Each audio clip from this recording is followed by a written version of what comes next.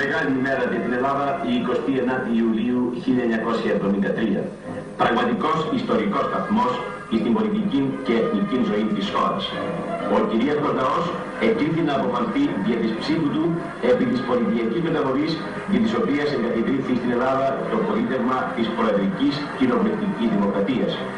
Το πολίτευμα της αληθούς δημοκρατίας που επέβαλε συνθήκες της συγχρόνου ζωής.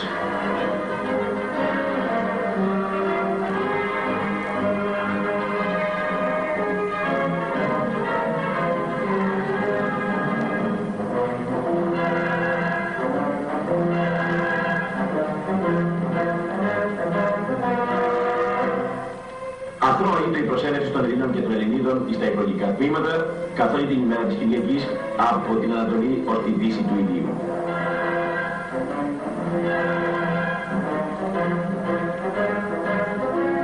Κύρια χαρακτηριστικά, οι τάξεις και ο πολιτισμός, χάρη στα μέτρα που είχαν ληφθεί για την εξυπηρέτηση των ψηφοφόρων.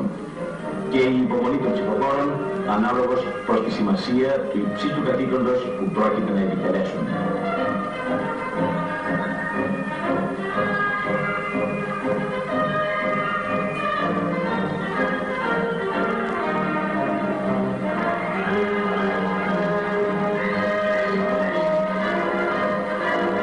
Σχολαστική υπήρξε η φροντίδα και δρακόντια τα μέτρα για την εξασφάλιση της μυστικότητας της ψηφοφορίας και για την διεξαγωγή του δημοψηφίσματος κατά τρόπον απολύτως αδιάβλητων.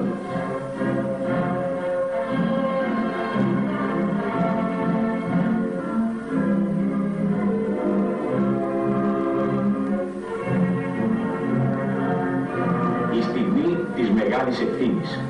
Με πλήρη επίγνωση της σημασίας του δημοψηφίσματος της 29ης Ιουλίου, οι Έλληνες και Ελληνίδες ίσχυσαν των κυριαρχικών δικαιωμάτων. Η ετοιμιγορία των που διαμορφούνται εδώ θα αποτελέσει την αφετηρία στην εξέλιξη της χώρας.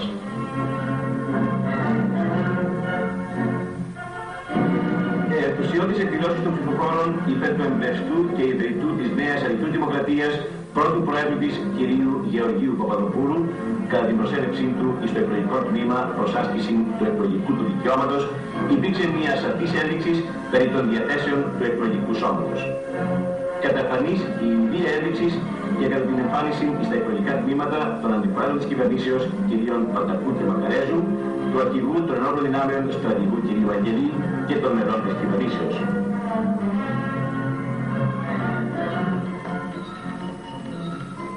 Ενώ διεξήγεται η ψηφοφορία στα εκλογικά τμήματα, η ζωή εκκυλούσε ήρεμα, χαρούμενα, όπως τις άλλες Κυριακές. Ήταν μοναδική στην ιστορία των ελληνικών εκλογών η Κυριακή της 29ης Ιουλίου, αντάξια της μεγάλης σημασίας της. Σοβαρές αποφάσεις απαιτούν ατμόσφαιρα ηρεμίας και η συνείδηση της ορθής εκτελέσεως του καθήκοντος φέρει την ψυχική εφορία. Και αυτά ήσαν τα κύρια χαρακτηριστικά της ζωής την Κυριακή της 29ης Ιουλίου.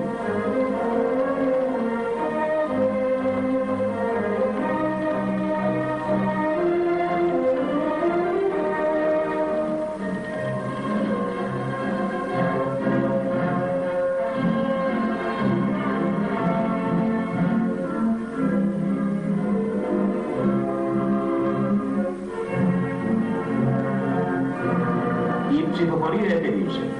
Η υπηρεσία του Υπουργείου Εσωτερικών, αρκετά οργανωμένα και με τα πλέον σύγχρονα μέσα στην διάθεσή των, συγκεντρώνουν τα αποτελέσματα. Και από τα πρώτα τέλος αποτελέσματα καταφέρεται ότι ο ελληνικός λαός είπε στην συντριπτική του πλειοψηφία το ναι στη δημοκρατία.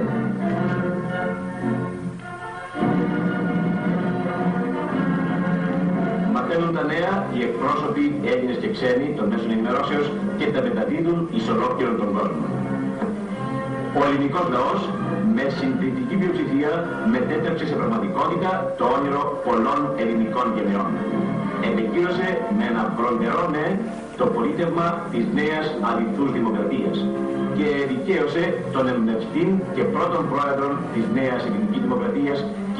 Γεώργιον Παπαδόπουλον, που έφερε την Ελλάδα στο επίπεδο των πλέον ανεπτυγμένων πολιτικός, οικονομικός και κοινωνικός χωρών.